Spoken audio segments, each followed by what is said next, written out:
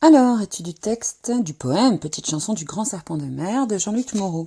Question 3. Les mots qui appartiennent au champ lexical de l'ombre et de la lumière. Ombre, brume vers 2, noir vers 17, cœur de la nuit vers 24, lumière. Vers 1 s'allume, vers 3 feu, vers 5 éclair, vers pourquoi pas, vers 4. Donc on a en parallèle l'évocation de la nuit et de la lumière. La lumière semble un petit peu plus importante. Et ce qui est assez curieux, c'est que la lumière semble venir du grand serpent de mer et pas de ce qui entoure.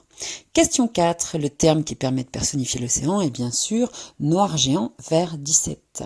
Cela rend la scène plus impressionnante puisque il est effrayant, il est très grand, comme pourrait l'être un géant sombre.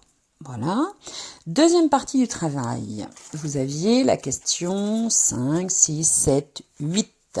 5. Combien de phrases ce poème comporte-t-il?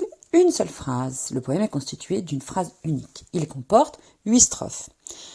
Question 6. Les sons. Eh bien, chaque strophe a un son différent, ce qui fait qu'à chacune de ces strophes est en elle-même vraiment une seule, un domaine, puisqu'il est illustré que par un son.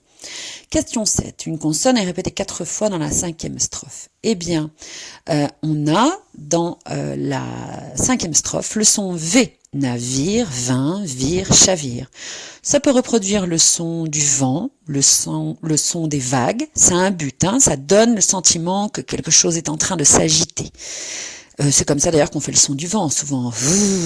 D'accord ?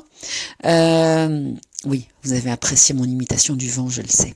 Question 8. Dans chaque strophe, comptez le nombre de syllabes par vers. 3 syllabes, 5 syllabes. Donc rythme, puisque rythme qui se répète, donc quand ça se répète, c'est un côté refrain, ça ressemble à une petite chanson. Si l'on relie tous les fins de vers par un trait, eh bien ça dessine la forme d'un serpent. Si vous étiez en classe, je vous aurais demandé de réécrire comme ça un petit poème de ce genre-là. Là c'est plus compliqué, tant pis. Mais voilà pour le premier petit poème.